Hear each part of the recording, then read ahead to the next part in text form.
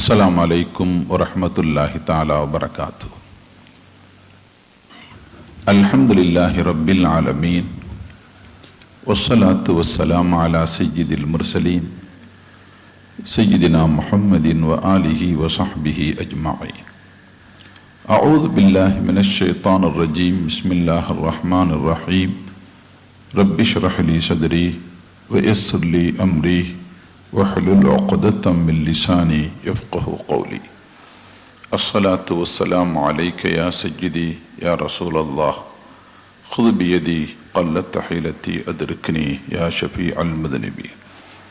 رضينا بالله ربا وبالإسلام دينا وبمحمد صلى الله عليه وسلم نبيا ورسولا وبمحيي الدين عبد القادر الجيلاني رضي الله عنه شيخا ومرشدا. சங்கைக்குரிய உலமாக்களே, மரியாதைக்குரிய பெரியோர்களே, பேரன்பிற்குரிய சகோதரர்களே, இளைஞர்களே, தாய்மார்களே, வசீலா என்பது ஒரு பிரச்சனைக்குரியதாக காலம் காலமாக சுன்னத்துல் ஜமாஅத்துக்கு எதிர்நிலையில் உள்ளவர்களால் சொல்லப்பட்டு வருகிறது. வசீலா என்பதும் இஸ்திகாசா என்பதும் சுன்னத்துல் ஜமாஅத்தின் அமைப்பில் இரண்டும் ஒன்று. இஸ்திகாசா என்றாலும் வசீலா, வசீலா என்றாலும் இஸ்திகாசா. அது இங்கு வந்திருக்கிற பெருமக்களாகிய பொதுமக்கள் விளங்கிக் கொள்ள வேண்டுமானால், ரசூலுல்லாஹி ஸல்லல்லாஹு அலைஹி வஸல்லம் அவர்களை வசீலாவாக்கி,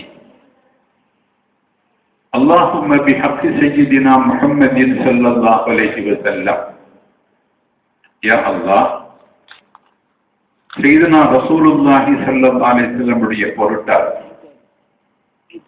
என்னுடைய இந்த தேவையை நீ நிறைவேற்றுவாயாக என்றோ, என்னுடைய இந்த அசௌகரியத்தை நீ நீக்கி நலம் தருவாயாக என்றோ, அல்லது இது போன்ற ஏதேனும் ஒரு கோரிக்கையை அல்லாஹ்விடத்தில் கேட்டாலும் ரசூலுல்லாஹி ஸல்லல்லாஹு அலைஹி வஸல்லம் அவர்களிடத்திலேயே, யா ரசூலல்லாஹ், என்னுடைய அசௌகரியத்தை நீக்கி எனக்கு நலம் தாருங்கள், என்னுடைய சங்கடத்தை நீக்கி எனக்கு சுகம் தாருங்கள், எனது சிரமத்தை நீக்கி எனக்கு விமோசனத்தை தாருங்கள் என்று கேட்டாலும், இந்த ரெண்டும் சுன்னத்துல் ஜமாஅத்தின் கோட்பாட்டில் வசீலா என்றுதான் குறிக்கப்படும். இந்த ரெண்டில் எதை எப்படி கேட்டாலும் சுன்னத்துல் ஜமாஅத்தின் கோட்பாட்டில் இரண்டும் ஜாயிஸ், ரெண்டும் அனுமதிக்கப்பட்டது. இப்படி கேட்கிற பொழுது சிலர் இந்த காலத்தில் மாத்திரமல்ல, அந்த காலத்தில் இருந்தே அல்லாஹு தஆலாவிடத்தில் அப்படி கேட்பது அது பிரார்த்தனை, துஆ என்றால், ரசூலுல்லாஹி ஸல்லல்லாஹு அலைஹி வஸல்லம் இடத்தில் அதை கேட்பது, கோரிக்கை வைப்பது, அது ஷிர்க். நாயகம் ஸல்லல்லாஹு அலைஹி வஸல்லம் எப்படி அதை தர முடியும்? உங்களுடைய கஷ்டத்தை அவர்களால் எப்படி நிவர்த்திக்க முடியும்? உங்களுடைய சிரமத்தை அவர்களால் எப்படி தடுக்க முடியும்? உங்களுடைய நோய்க்கு எப்படி அவர்களால் நிவாரணம் தர முடியும் என்று எதிர்மறை கேள்விகளை கேட்டு விவகாரம் செய்வார்கள்.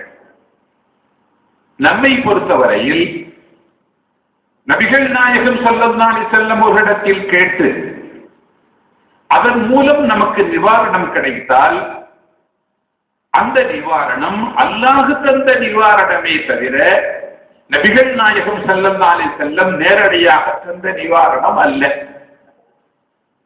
அந்த நிவாரணத்தை நபிகள் நாயகம் ஸல்லல்லாஹு அலைஹி வஸல்லம் அல்லாஹ்விடமிருந்து பெற்று தருகிறார்கள். ஹாஜி எம்.எம். உவைஸ் அவர்களிடத்தில் போய் ஒருவர் என்னுடைய கொபருக்காக நீங்கள் ஒரு 10,000 தாருங்கள் என்று கேட்டால், ஹாஜி எம்.எம். உவைஸ் அவர்கள் அந்த கொபருக்காக 10,000 கொடுத்தால், உண்மையில் அந்த 10,000 கொடுத்தது அல்லாஹ்தான் கொடுத்தார். அதை யார் மூலம் கொடுக்கிறான்? ஹாஜி இமாம் உவைஸ் அவர்கள் மூலம் கொடுக்கிறார். எனவே நேரடியாக உலகத்தில் கொடுத்த வகையில் ஹாஜி இமாம் உவைஸ் அவர்களும் நன்றிக்குரியவர்கள். அவர்களுக்கு அந்த 10,000 கொடுத்து கொடுக்கும் உணர்வையும் எண்ணத்தையும் கொடுத்தானே அல்லாஹ், அவன் மிகுந்த நன்றிக்குரியவன். அல்ஹம்துலில்லாஹ். இதுதான் உண்மையில் இந்த 10,000 கொடுக்கும் சக்தியை ஹாஜி அவர்களுக்கு கொடுத்தது அல்லாஹ். அந்த 10,000 கொடுக்க வேண்டும் என்ற எண்ணத்தை கொடுத்தானே, அதுவும் அல்லாஹ். எனவே இந்த ரெண்டும் அல்லாஹ்வுடைய சக்திக்கு உட்பட்டது. எனவேதான் அல்லாஹ் தஆலா நமக்கு அவரை புகழும் அமைப்பை சொல்லித் தருகிறான். அல்ஹம்துலில்லாஹ், ஐ குல்லுல் ஹம்துலில்லாஹ், ஜமீஉல் ஹம்துலில்லாஹ். அலிஃப் லாம் இஸ்திக்ராக் அரபில சொல்வாங்க. எல்லா புகழும் அல்லாஹ்வுக்கு. எல்லா புகழும் என்று சொன்னால், இப்பொழுது 10,000 வாங்கிக் கொண்டு ஹாஜி அவர்களை புகழ்ந்தோமே, இந்த புகழும் உண்மையில் அல்லாஹ்வையே சேரும். காரணம், நான் முன்பே சொன்னது போல் அந்த 10,000 கொடுக்கும் சக்தியை அல்லாஹ்வுக்கு கொடுத்தானே, அது கொடுத்தது அல்லாஹ் தஆலா கொடுத்தான். கொடுக்க வேண்டும் என்ற எண்ணத்தை கொடுத்தானே, அதுவும் அல்லாஹ் தான் கொடுத்தான். கொடுக்க வேண்டும் என்ற சிந்தனை அவர்களுக்கு வந்தால் அது புகழுக்குரியதாக இருக்காது.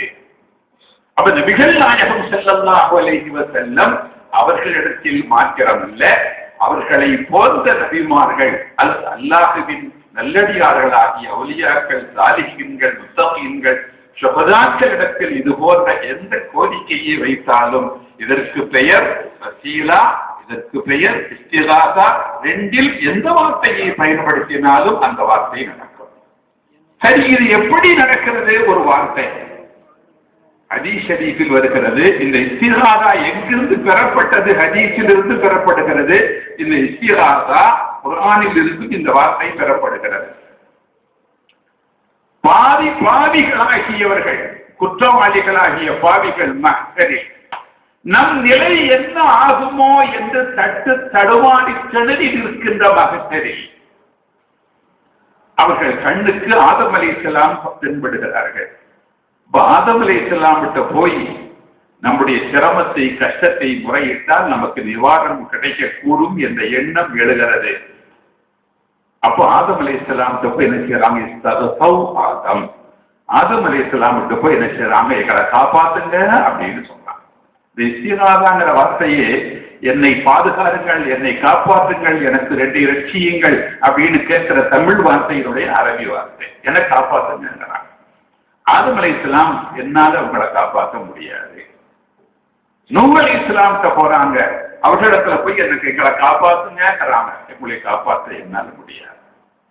அப்படி இப்ராஹிம் அலைஹிஸ்ஸலாம் போங்க முடியாது. மூசா அலைஹிஸ்ஸலாம் போறாங்க முடியாது. ஈசா அலைஹிஸ்ஸலாம் போறாங்க முடியாது. ஈசா அலைஹிஸ்ஸலாம் போறாங்க, அதோ முஹம்மது ஸல்லல்லாஹு அலைஹி வஸல்லம் இருக்காங்க, போங்க. முஹம்மது ஸல்லல்லாஹு அலைஹி வஸல்லம் போய் கேட்கும் பொழுது முஹம்மது ஸல்லல்லாஹு அலைஹி வஸல்லம் அல்லாஹ்வின் அர்ஷுக்கு முன்னால் சுஜூதில் விழுகிறார்கள். அல்லாஹு தஆலா சொல்றான், இருக்காங்க. சரி, என்ன விஷயம்? ஏன் சுஜூது செய்றீங்க? என்னன்னு கேட்கலாம்.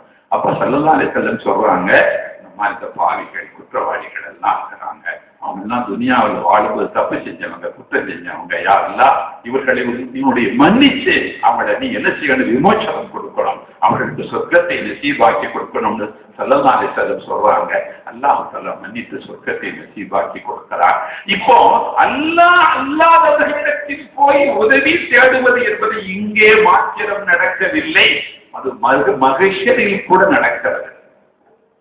அல்லாத நபிமார்களிடத்துல உதவி தேடுவது என்பது இங்கு மாத்திரம் நடக்கவில்லை, அது மஹ்ஷரிலும் நடக்கிறது. ஷிர்க் குஃப்ர்லாம் துனியாவோடு சம்பந்தப்பட்டதான். ஷிர்க் குஃப்ர் மஹ்ஷரிலாம் ஷிர்க் குஃப்ர் வராது. ஷிர்க் குஃப்ருக்கான தண்டனை தான் அங்க வருமே தவிர அங்க ஷிர்க் குஃப்ர் இல்லை. அப்ப அல்லாஹ் தஆலா இந்த ஆற்றலை யாருக்கு கொடுக்கிறான்? அவருடைய நல்லடியார்களுக்கு கொடுக்கிறான், அவருடைய நபிமார்களுக்கு கொடுக்கிறான், அவருடைய துல்மார்களுக்கு கொடுக்கிறான், சாலிஹீன்கள், முத்தகீன்கள், அவுலியாக்கள் கொடுக்கிறான். ஆனால் அப்படி கொடுக்கிற பொழுது அந்த வார்த்தை ஒன்றாகவே குர்ஆனில் பிரயோகிக்கப்பட்டிருக்கிறது. உதாரணமா பாருங்க, உயிர் கொடுக்கிறதுன்றது யாரு கொடுக்கிறா? அது யாருடைய வேலை? யுஹ்யி வ யுமீது, ஹயாத்தை கொடுக்கிறதுங்கிறது யாருடைய வேலை அப்படின்னா அது அல்லாஹ்வுடைய வேலை. ஹயாத்தை கொடுக்கிறது யாரதான்? அல்லாஹ். அல்லாஹ்வுக்கு பேர் முஹ்யி, ஹயாத்தை கொடுப்பவன் என்பது அல்லாஹ்வுடைய வேலை.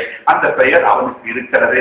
ஆனால் அல்லாஹ் குர்ஆன்ல சொல்றான், நபி ஈசா அலைஹிஸ்ஸலாமை குறித்து அவர்கள் சொல்லுவதாக அல்லாஹ் குர்ஆன்ல சொல்றான், இன்னி கத் ஜிதுக்கும் மின் பிஆயத்தின் மிர் ரப்பிக்கும் அன்னி அக்லுகு லக்கும் மின தீனி கஹைஅத்தி த்ஹைரி ஃபஅன்ஃபுகு ஃபீஹி ஃபயகூனு தைரன் பிஇذنில்லாஹ். அல்லாஹ் தான் நானும் ரூஹு ஊதுவேன், நானும் ஒரு பொருளை படைச்சு, ஒரு மண்ணில இருந்து ஒரு பொருளை படைச்சு நான் ஒரு பறவையாக ஆக்க முடியும் என்று யார் சொல்றார்? ஈசா அலைஹிஸ்ஸலாம் சொல்றாங்க. ஈசா அலைஹிஸ்ஸலாம் சொல்வதாக எங்கோ எழுதப்பட்ட செய்தி அல்ல, குர்ஆன்ல வர்ற ஆயத்து. அப்போ உயிர் கொடுக்கும் தன்மையை கூட அல்லாஹ் யாருக்கு கொடுக்கிறான்? ஈசா அலைஹிஸ்ஸலாத்து வஸ்ஸலாம் அவர்களுக்கு கொடுக்கிறான். அப்ப உயிர் கொடுக்கும் தன்மை இறைவனுடைய தன்மை. அவன் தன் தன்மையில் அந்த பவரை அப்படியே அல்ல, அல்லாஹ்வுக்கு அந்த பவர் இருப்பது இயற்கையானது, அல்லாஹ்வுக்கு இந்த குணம் இருப்பது இயற்கையானது, அல்லாஹ்வுடைய இந்த ஆற்றல் இயற்கையானது. அதற்கு ஆரம்பம் இல்லை, அதற்கு முடிவு இல்லை, அதற்கு பெயர் கதீம். அவனை போல் அல்லாஹ் தஆலா இந்த பவரை யாருக்கு கொடுக்கிறானோ அவனது அடியார்களுக்குள்ள இந்த குணம் அல்லாஹ்விடமிருந்து கிடைக்க பெற்ற ஆற்றலை தவிர சுயமான ஆற்றல் அல்ல. அல்லாஹ்வுக்கு இந்த ஆற்றல் இருப்பது சுயமானது, அது யாரும் கொடுத்து அல்லாஹ்வுக்கு கிடைத்தது அல்ல. ஒரு நபிக்கு இந்த ஆற்றல் இருப்பது, ஒரு வலியுல்லாஹ்வுக்கு இந்த ஆற்றல் இருப்பது சுயமானது அல்ல, அல்லாஹ் கொடுக்கிற ஆற்றல். கௌசுல் ஆலம் முஹியுத்தீன் அப்துல் காதிர் ஜீலானி ரலியல்லாஹு அன்ஹு அவர்களிடத்திலே தனது மகனை ஒரு முரீதாக, ஒரு மாணவனாக கொண்டு ஒப்படைத்து விட்டு அதே மகனை திரும்ப பார்க்க வந்த தாய் அந்த மகனை பார்க்கிற பொழுது காய்ந்த ரொட்டியை தண்ணீரில் முக்கி சாப்பிட்டுக் கொண்டு இருந்ததும் அதை பார்த்துவிட்டு கௌசல் ஆலம் ரலியல்லாஹு அன்ஹுவை சந்திக்க வந்த அதே பெண் அதே மதரசாவில், கௌசல் ஆலம் ரலியல்லாஹு மதரசாவில் அவர்களை பார்க்க வந்த பொழுது அவர்கள் கோழி இறைச்சியை சாப்பிட்டுக் கொண்டிருக்கிறார்கள். அவர்கள் கடித்து சூப்பி போட்ட கோழியின் எலும்புகள், கேவலின் எலும்புகள் முன்னால் கிடக்கிறது. அப்ப ஏன் மகன் ஒப்படைச்ச? அவன் காஞ்ச ரொட்டியை தண்ணில முக்கி சாப்பிட்டுக்கிட்டு இருக்கிறான், நீங்க சேவல் கறிய கோழிக்கறியை நல்லா சாப்பிட்டுட்டு இருக்கிறீங்களா? அந்த கருத்தை மனசுல வச்சுக்கிட்டு அந்த செய்தியை சொல்லுகிற பொழுது கௌசல் ஆலம் ரலியல்லாஹு அன்ஹு அந்த கொம்பி இذنில்லாஹ் அப்படின்னு இந்த எலும்பையெல்லாம் ஒன்னா திரட்டி போட்டு கொம்பி இذنில்லாஹ் எலும்புன்னு சொன்னாங்க. அது சேவலாக அந்த எலும்புகள் கூவி உயிர் பெற்ற சேவலாக எழுப்பிய வரலாறு சான்றோடு அவர்கள் வரலாற்றில் பதியப்பட்டிருக்கிற விஷயம் நம்மில் எல்லோருக்கும் கிட்டத்தட்ட தெரியும். உயிர் கொடுத்து எழுப்ப முடியும். நபிகள் நாயகம் ஸல்லல்லாஹு அலைஹி வஸல்லம் உயிர் கொடுத்து எழுப்பி இருக்கிற சம்பவங்கள் பல அதிகாரப்பூர்வமான ஹதீஸின் மூலம் பதியப்பட்டிருக்கிறது. பலரை உயிர் கொடுத்து ரசூலுல்லாஹி ஸல்லல்லாஹு அலைஹி வஸல்லம் எழுப்பி இருக்கிறார்கள். அது மாத்திரமல்ல, அவர் நாயகம் ஸல்லல்லாஹு அலைஹி வஸல்லம் உயிர் கொடுத்து எழுப்பியதும் அவுலியாக்கள் உயிர் கொடுத்து எழுப்பியதும் சுயமானது அல்லது அல்லாஹ் கொடுக்கிற சக்தி. எப்படி ஹாஜி அவர்களுக்கு அல்லாஹ் ரூபாயை கொடுத்து அதற்கான உணர்வையும் கொடுத்தானோ அது மாதிரி அல்லாஹ் நல்லடியார்களுக்கும் நபிமார்களுக்கும் இந்த ஆற்றலை கொடுக்கிறான். எனவே நபிமார்கள் செய்தது சுயமான உதவி அல்ல, அல்லாஹ் கொடுத்த சக்தியின் மூலம் செய்கிற உதவி. உண்மையில் இந்த உயிரை கொடுத்தது அல்லாஹ் தான், இவர்கள் அல்ல. ஆனால் உண்மையில் இவர்கள் மூலம் அல்லாஹ் அதை செய்கிறான். அப்போ உயிர் கொடுக்கிற செய்தி என்பது மாத்திரம் அல்ல. அதே குர்ஆன் ஷரீஃபில் அல்லாஹ் சொல்லுவார், ஷிஃபாவத் தரதியாது ஃபைதா மரிது துஃபஹுவ யஷ்ஃபீன். எனக்கு நோய் வந்துட்டா எனக்கு ஷிஃபா தரது அல்லாஹ் தான் அப்படிங்கிற இந்த வசனம் குர்ஆனில் பதிவு பெற்றிருக்கிறது. ஆனால் ஈசா அலைஹிஸ்ஸலாத்து வஸ்ஸலாம் சொல்லுகிற அந்த வாக்கும் குர்ஆனில் ஆயத்தாக பதியப்பட்டிருக்கிறது. ஒபுரிவுல் அக்மஹ வல் அப்ரஸ, அதில் தான் சொல்வார்கள் ஒபுரியில் மௌதா பிஇذنில்லாஹ். அந்த காலத்தில் குணப்படுத்த முடியாது என்று கருதப்பட்ட அப்படிப்பட்ட கொடிய கரும் குஷ்டம், வெண் குஷ்டம் போன்ற நோய்களை நான் உங்களுக்கு குணப்படுத்துவேன். அல்லாஹ் ஷிஃபாவை தருகிறான், அல்லாஹ் தான் குணத்தை கொடுக்கிறான். ஈசா அலைஹிஸ்ஸலாம் சொல்கிறார்கள், நான் இந்த கொடிய நோய்களுக்கு நிவாரணம் தருவேன், இந்த கொடிய நோய்களை நீக்க நான் செய்வேன், இந்த கொடிய நோயில் இருந்து நான் ஷிஃபாவை உங்களுக்கு தர முடியும் என்று சொல்வது மாத்திரமல்ல, மையத்தை நான் ஹயாத்தாக்குவேன். யார் சொல்றா? ஈசா அலைஹிஸ்ஸலாம் சொல்றாங்க. சொல்லுங்க, இந்த செய்தி எங்க இருக்குது? குர்ஆன்ல தான் இருக்கு. அப்ப ஹயாத்தாக்குவது அல்லாஹ்னா ஈசா அலைஹிஸ்ஸலாம் ஹயாத்தாக்குவார்கள் அல்லாஹ் தானே சொல்றான். அப்ப ஈசா அலைஹிஸ்ஸலாமால ஹயாத்தாக்க முடியும் என்று ஆயிட்டா, அப்ப ஈசா அலைஹிஸ்ஸலாம்கிட்ட என்ன கோரிக்கை எல்லாம் நான் வைக்க முடியுமோ அந்த கோரிக்கையை வைக்கலாம். அப்படி வைத்தால் தவறல்ல. ஆனா ரெண்டுக்கும் வித்தியாசம் என்னன்னா, அல்லாஹ் ஹயாத்தாக்குவது சுயமானது, ஈசா அலைஹிஸ்ஸலாம் ஹயாத்தாக்குவது சுயமானது அல்ல. அல்லாஹ் ஷிஃபா தருவது சுயமானது, ஈசா அலைஹிஸ்ஸலாம் ஹயாத்துக்கு ஷிஃபா தருவது சுயமானது அல்ல. அது அல்லாஹ் தந்த ஆற்றலின் மூலம் அவர்கள் நடத்துவது. உண்மையில் இந்த ஷிஃபா அல்லாஹ் தந்தது, இந்த ஹயாத்தை கொடுத்தது அல்லாஹ். சுன்னத் வல் ஜமாஅத்தின் கோட்பாடு தெளிவானது, சுன்னத் வல் ஜமாஅத்தின் கோட்பாடு விவரமானது, சுன்னத் வல் ஜமாஅத்தின் கோட்பாடு குழப்பம் இல்லாதது, மிக சுத்தமானது. அதனால் தொடக்க காலத்தில் இருந்து நம்முடைய மகான்கள், பெரியோர்கள், சஹாபிகள் யாரை விழித்து அழைத்து தங்களுடைய கோரிக்கைகளை வைக்க வேண்டுமோ உடனடியாக அது நடப்பதற்காக அந்த கோரிக்கைகளை அப்படி வைத்தார்கள். அது மாத்திரமல்ல, அல்லாஹு தாலாவுக்கு எல்லா ரகசியம் தெரியும். இன்னைக்கு காலையில் நம்ம என்ன சாப்பிட்டோம், என்ன சாப்பிட போறோம், மத்தியானம் என்ன சாப்பிட போறோங்கிறது நம்ம வீட்டுல நடக்கிறது போறது, என்ன நடக்கும், இன்னைக்கு ராத்திரிக்கு என்ன நடக்கும், நாளைக்கு என்ன நடக்குற இல்முல் கைபெல்லாம் யாருக்கு சொந்தம்? ஆதிமுல் கைபி ஒரு ஷஹாதா. எல்லா கைபையும் எல்லா ஷஹாதாவையும் லாஹிர் பாத்தின் எல்லாம் அறிஞ்சது அல்லாஹ் தான், இல்லையா? அதுல ஒண்ணு சந்தேகம் இல்லை. அல்லாஹ் அறிஞ்சாங்கிறத சந்தேகம் ஒன்றும் இல்லை. ஈசா அலைஹிஸ்ஸலாம் சொல்லுகிறார்கள், பிமா தஅகுலூன் வமா ததஹிரூன் ஃபீ புயூதிக்கும். நீங்க என்ன சாப்பிட போறீங்க இப்ப மத்தியானம் எனக்கு தெரியும். உங்க வீட்டுல நீங்க என்ன வச்சிருக்கிறீங்க அது எனக்கு தெரியும். யார் சொல்றா? ஈசா அலைஹிஸ்ஸலாம் சொல்றாங்க. சொல்லுவது வேற எங்கேயோ இல்லை, அத ஆயத்தாக அல்லாஹ் தான் நமக்கு சொல்லி தர்றான். அப்ப நீங்க சாப்பிட போறது என்னன்னு எனக்கு தெரியும். உங்க வீட்டில் என்ன வச்சிருக்கிறீங்கன்னு எனக்கு தெரியும். நீங்க சேமித்த பொருள் என்னன்னு எனக்கு தெரியும். அப்ப அதெல்லாம் எனக்கு தெரியும்னா ஈசா அலைஹிஸ்ஸலாமுக்கு இது தெரியும் என்பதும், இதே விஷயம் அல்லாஹ்வுக்கு தெரியும் என்பதற்கு இடையில் வேறுபாடு உண்டு. அல்லாஹ்வுக்கு தெரியும் என்பதை யாரும் கற்றுக் கொடுத்தோ சொல்லிக் கொடுத்தோ தெரிவது அல்ல, அவருக்கு சுயமாக தெரியும். ஆனால் ஈசா அலைஹிஸ்ஸலாமுக்கு தெரியும் என்பதை அல்லாஹு தஆலா சொல்லி கொடுத்து தெரியும். இதுதான் வித்தியாசம். ஆனால் தெரியும் என்பதில் விவகாரம் இல்லை. அல்லாஹு தஆலாவுக்கு தெரியும் என்பது அதனுடைய அர்த்தம் வேறு, ஈசா அலைஹிஸ்ஸலாமுக்கு தெரியும் என்பதனுடைய பொருள் வேறு. நபிகள் நாயகம் ரசூலுல்லாஹி ஸல்லல்லாஹு அலைஹி வஸல்லம் மற்றவங்களால பார்க்க முடியாத, பேச முடியாததை எல்லாம் ஸல்லல்லாஹு அலைஹி வஸல்லம் பேசினாங்க. அதாவது நபிகள் நாயகம் ஸல்லல்லாஹு அலைஹி வஸல்லம் மதீனாவின் தொடக்க காலத்துல மஸ்ஜிது நபவியில ஒரு பெரிய மரத்தினுடைய அடிபாகத்தை மிம்பர் மாதிரி பயன்படுத்தினாங்க. அதுல ஏறி நிற்பாங்க சஹாபிகளுக்கு காட்டுறதுக்காக, பயான் பண்றதுக்காக. ஒரு சஹாபி, அன்சாரி சஹாபி பெண்மணி, புதிதாக எங்க வீட்டுல ஒரு அடிமை இருக்கிறாரு, அவரை தச்சரு, அவருக்கு ஆசாரி, அவருக்கு நல்ல மர வேலை செய்ய தெரியும், அவருக்கு நான் ஒரு மிம்பர் படி தயார் பண்ணி நான் உங்களுக்கு தர்றேன்னு சொன்னாங்க. அதே மாதிரி தயாரித்து கொண்டு வந்து மிம்பர் படி எங்க வைக்கப்பட்டது? மஸ்ஜிது நபவியில வைக்கப்பட்டு, இந்த பேரிச்ச மரத்தினுடைய அடிபாகம் வைக்கப்பட்ட இடத்துல மிம்பர் கொண்டு வச்சு எந்திக்கு ஓரமா வச்சு சஹாபிகள் எல்லாம் இருக்கிற அந்த அவையில ஒரு விதமான ஒரு ஈன குரல், ஒரு ஒட்டகத்தினுடைய கற்பமுட்ட ஒரு ஒட்டகத்தினுடைய வலி தாங்க முடியாத ஒட்டகத்திற்கு என்ன குரல் வருமோ அந்த குரல் பள்ளிவாசல் மஸ்ஜிது நபவி முழுவதும் எங்கிருந்து சத்தம் வருது, எங்கிருந்து வருது, எப்படி இந்த ஈன குரல், ஒரு வகை அழுகை குரல் எப்படி வருதுன்னு யாருக்குமே தெரியல. ஆனா அது யாருக்கு தெரிகிறது?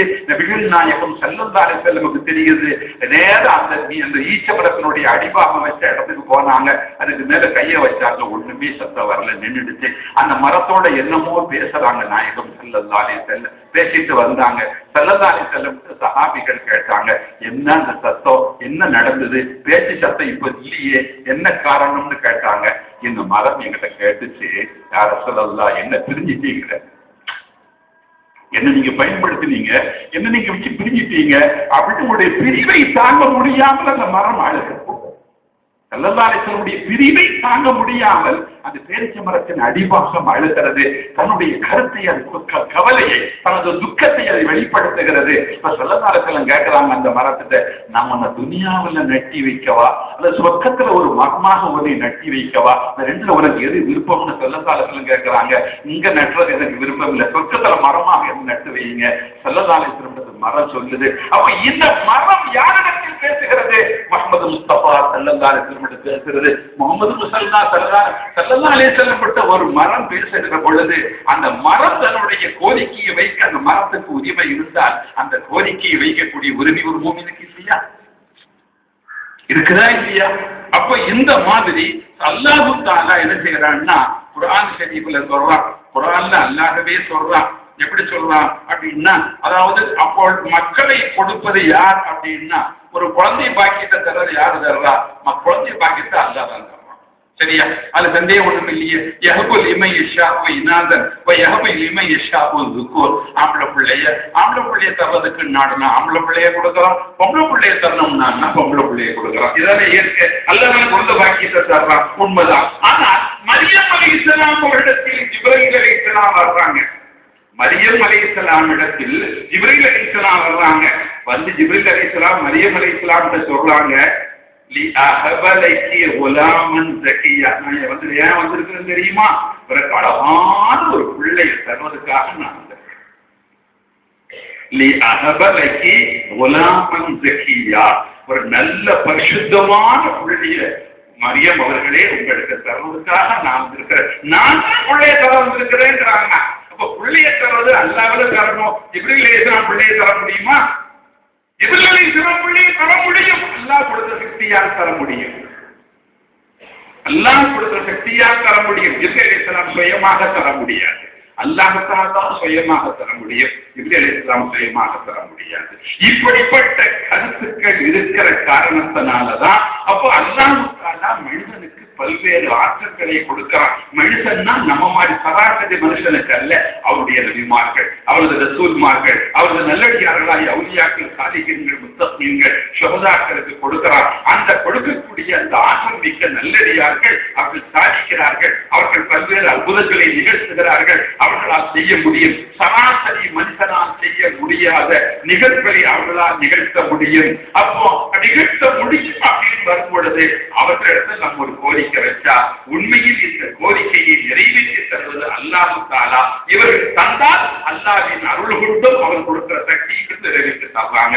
இது நடைமுறையில் எல்லா காலத்திலும் இருந்திருக்கு. யமாமா யுத்தம் 70 ஹாஃபிதுகள் ஷஹீதான அபூபக்கர் சித்தீக் ரலியல்லாஹு அன்ஹு முன் நின்ற 2 பிரச்சனைகள் அவங்க ஆட்சி காலத்துல 2 பிரச்சனை. ஒண்ணு பிரச்சனை ஸல்லல்லாஹு அலைஹி வஸல்லம் வஃபாத்தான உடனே கொஞ்சம் பைசா உள்ளவங்க எல்லாம் தொட்டு உள்ள சில பேர் ஒரு முடிவுக்கு வந்தாங்க. ஸல்லல்லாஹு அலைஹி வஸல்லம் காலத்தோட ஜக்காத் கடமை எல்லாம் முடிஞ்சு வச்சு இன்னும் ஜக்காத் கடமை எல்லாம் கிடையாது, நாங்க ஜக்காத் தர மாட்டோம். இது 1வது பிரச்சனை. அவர்கள் முன் நின்ற 1வது பிரச்சனை. 2வது பிரச்சனை என்னன்னு சொன்னா முஸைலமத்துல் கஸாப் ஸல்லல்லாஹு அலைஹி வஸல்லம் காலத்துல யமாமாவுல அவன் இருந்தான். அவன் பார்த்தான் கொஞ்ச நாள் வந்து மக்கால இருந்து மதீனாவுக்கு வந்து அப்ப அரபகமே அவருக்கு பின்னால திரண்டடிச்ச, அதனால அவரோட நம்ம ஒரு போட்டியோடு நானும் நபி தான் அவன் சொல்ல வந்தான். ஸல்லல்லாஹு அலைஹி வஸல்லம் ஒரு ஆளை தூது அனுப்பினான். மொத்த மதீனா மக்கா அந்த ஹிஜாஸ் ஏரியாவில் நீங்க நபியா இருந்துக்கிடுங்க, எங்க யமாமா ஏரியாவில் நான் நபியா இருந்துக்கிறேன், நபித்துவத்துல ஏரியா வாரியா பங்கு வச்சுக்கிடுவோம் அப்படின்னு ஒரு கருத்தை சொன்னாங்க. அப்படியே சொல்லி விட்டான் ஸல்லல்லாஹு அலைஹி வஸல்லம் காலத்துல. ஸல்லல்லாஹு அலைஹி வஸல்லம் வஃபாத்தானதுக்கு பிறகு ஆட்சி பொறுப்புக்கு வந்த அபூபக்கர் சித்தீக் ரலியல்லாஹு அன்ஹு முன்னால் இருந்து மிகப்பெரிய விஷயம் எதுன்னா 2வது விஷயம் யமாமாவில் இருந்த முஸைலமத்துல் கஸாபினுடைய குழப்பம். அவன் ஒரு முடிவுக்கு கொண்டு வந்தரோம்னு சொல்லி ஒரு படையெடுப்பு யமாமாவுக்கு நடத்தப்பட்டது. காலித் இப்னு வலீத் ரலியல்லாஹு அன்ஹு பொறுப்பில் நடந்த இந்த மகத்தான பெரிய படையெடுப்புல காஃபிர்களாகிய சஹாபிகள் 70 பேர் ஷஹீதானாங்க. ஆபிதுகளாகிய சஹாபிகள் 70 பேர் ஷஹீதானாங்க. அந்த முஸைலமத்துல் கஸாபை வஹ்ஷி ஹம்ஸா ரலியல்லாஹு அன்ஹு அவர்களை யாரு அந்த ஹிந்தாவினுடைய ஆணையின்படி அம்படிச்சு கொலை செய்தாரோ அம்படிச்சு அதே வஹ்ஷி அவர்தான் இந்த யமாமாவில் முஸைலமத்துல் கஸாபை கொன்னாரு. அந்த சஹாபி சொன்னாரு, நான் காஃபிராக இருந்த பொழுது ஒரு நல்ல மெழுதலை ஈட்டியால் எரிந்து கொண்டேன். நான் முஸ்லீமாக ஆன பொழுது ஒரு மோசமான மனுஷன் அந்த ஈட்டியால் எரிஞ்சு கொண்டேன். இந்த 2 எனக்கு ஒண்ணுக்கு சமாதானம் அப்படின்னு சொன்னார். நான் காபிராக இருந்த பொழுது ஒரு நல்ல மனிதரை ஈட்டி எறிந்து கொண்டேன். ஆனால் நான் முஸ்லீமாக ஆன பொழுது ஒரு மோசமானவன் அந்த மாதிரி நான் செஞ்சேன்னு சொல்லி வஹ்ஷி பின்னால சொல்லி காட்டினாரு. அப்படி நடந்தது. ஆனால் யமாமா யுத்தத்தின் பொழுது முஸ்லிம்களுடைய முழக்கம் என்ன தெரியுமா?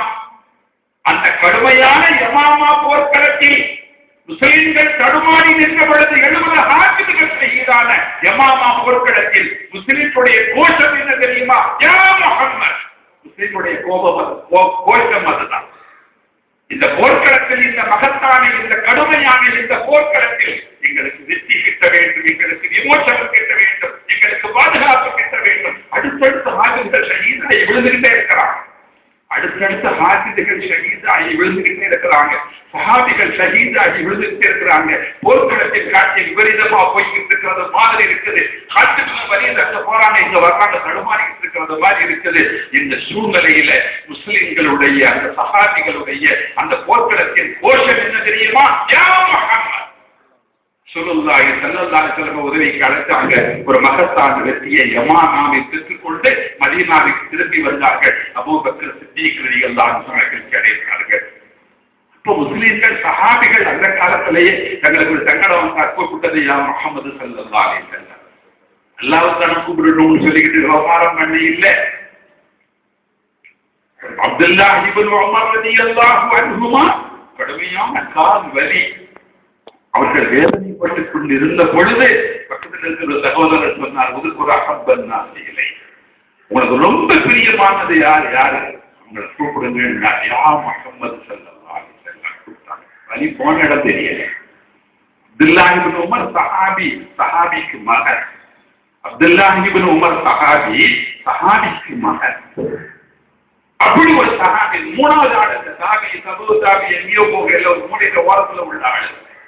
அப்ப அல்லாதவர்களை அழைத்து, சாலிஹீன்களை அழைத்து, நபிமார்களை அழைத்து, முத்தகீன்களை அழைத்து, சுஹதாக்களை அழைத்து நம்முடைய கோரிக்கைகளை தெரிவிப்பது என்பது சுன்னத் வல் ஜமாஅத்தில் அனுமதிக்கப்பட்ட வசீலா. அதற்கு பெயர் இஸ்திகாரான்னு சொல்லுங்க, வசீலான்னு சொல்லுங்க, எந்த வார்த்தையை பயன்படுத்தினாலும் அதுக்கு வந்து ஒண்ணுதான். சுன்னத் வல் ஜமாஅத்தில் அனுமதிக்கப்பட்டது. ஆகவே அது அனுமதிக்கப்படாத செய்தி என்பது சுன்னத் வல் ஜமாஅத்திற்கு அப்பாற்பட்டது. இதை இப்ப சுன்னத் ஜமாஅத் விளம்பரப்படுத்தி காட்டும்.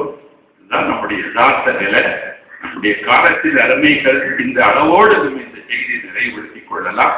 இந்த உண்மையை நம்முடைய நிலை நான் மீண்டும் ஒன்றை ஞாபகப்படுத்துவேன். எந்த நபியாகட்டும், எந்த ரசூலாகட்டும், ரசூலுல்லாஹி ஸல்லல்லாஹு அலைஹி வஸல்லம் அவர்களாகட்டும், எந்த நபி ரசூல், எந்த வலியுல்லாவாகட்டும், அவர்கள் நமக்கு அழைத்து அவர்கள் நமக்கு செய்கிற உதவி என்பது, அவர்கள் நமக்கு தரக்கூடிய நிவாரணம் என்பது உண்மையில் அல்லாஹ்விடமிருந்து அவர்கள் நமக்கு பெற்றுத் தருகிற உதவி, அவர்கள் நமக்கு பெற்ற நிவாரணமே தவிர அவர்கள் சுயமாக தருவது அல்ல.